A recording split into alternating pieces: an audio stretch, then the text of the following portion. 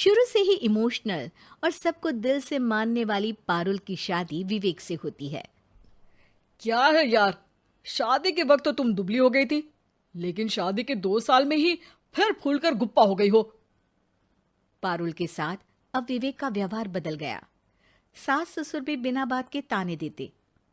अरे 2 साल हो गए, बच्चा नहीं हुआ, निकल यहां से। विवेक का भी सहारा पारुल को नहीं मिलता है। लेकिन जिस विवेक से पारुल को तलाक के एवज में 18 लाख मिले होते हैं, वो पारुल एक दिन, इंस्पेक्टर साहब, मुझे कंप्लेन लिखवानी है। जी मैडम, क्या हुआ? चीटिंग, एक लड़के ने मेरे 6 लाख रुपए लूटे हैं। पुलिस वाला पारुल को ऊपर से नीचे तक देखता है। मामला क्या है, विस्तार से बताइए। पारुल फिर जो बताना शुरू करती है, उसके बाद इंसानियत से भरोसा उठना लाजमी है। मेरे पति ने मुझे कभी अपनाया ही नहीं। शादी के 3 साल में ही मेरा तलाक हो गया।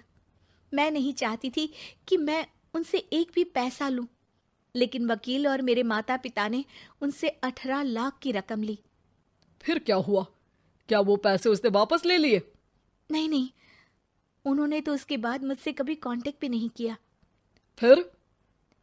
किसी डेटिंग साइट से मुझे आनंद नाम का एक लड़का मिला। उसके साथ मुझे लगा कि मैं दोबारा जिंदगी बना सकती हूँ। वो मेरी केयर करता, मेरी छोटी बड़ी चीजों का ख्याल रखता और मेरा साथ देता। अच्छा, क्या उसने तुम्हें शादी करने का झांसा दिया था? हाँ, वो भी तलाकशुदा था। पहले तो उसने मुझसे कहा कि उसकी एक बेटी है, लेकिन फिर पता चला कि उसकी एक नहीं 2 बेटियां हैं। इतना ही नहीं, दिल्ली के एक आम इलाके में वो बीवी और बच्चियों के साथ ही रहता है। तो आपसे इमोशनली फ्रॉड कर उसने पैसे ऐंठे। जी, अब मेरे पास कुछ नहीं है, ना पैसे ना वो।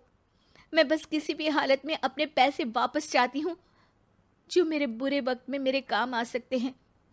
ठीक है। पुलिस आनंद को पुलिस स्टेशन बुलाकर सारी पूछताछ करती है, लेकिन आनंद पुलिस वालों को ये यकीन दिला देता है कि पारुल ने उसे कोई पैसे दिए ही नहीं, बल्कि वो तो उस पर बीवी को छोड़ने का दबाव बना रही थी और ना मानने पर पारुल ने ये झूठा केस डाला है। क्या मैडम, फोकट में पुलिस का वक्त खराब कर रही हैं? कोई शादीशुदा क्यों अपनी बीवी छोड़ेगा? अब आपकी शादी टूटी तो मतलब सबकी तो नहीं टूट सकती ना। पारुल को पुलिस वाले के मुंह से ये बात सुनकर हैरानी होती है। उसे कुछ समझ में नहीं आता कि वो क्या करे। वो अपनी सहेली झनक, जो कि वकील थी, उससे कांटेक्ट करती है। झनक, मैं क्या करूं?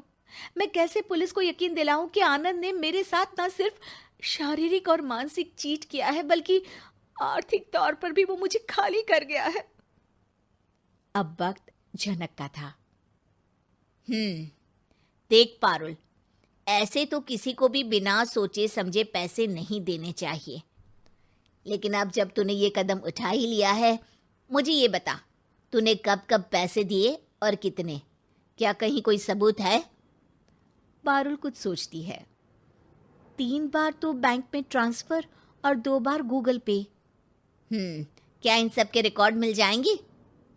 हाँ, क्यों नहीं, मैं बैंक से सब निकाल लाऊंगी।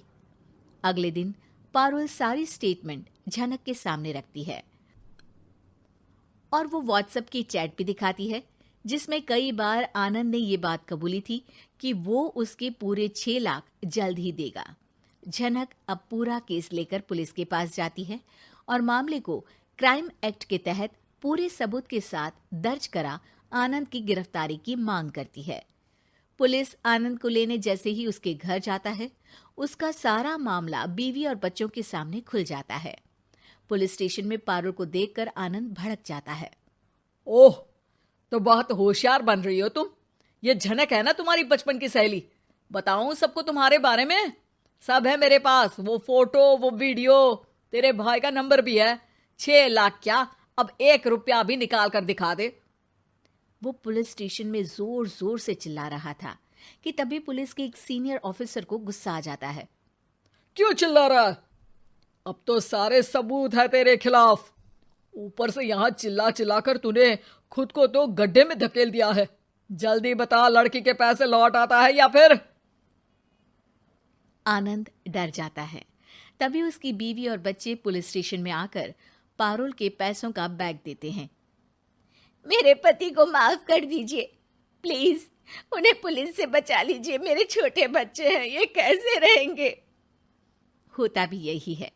पारुल केस वापस ले लेती है, लेकिन उस सबक के साथ कि इमोशनल होकर किसी को भी अपना पैसा नहीं देना चाहिए। झूठ बोलकर रिश्ते कभी ना बनते हैं और ना ही निभते हैं।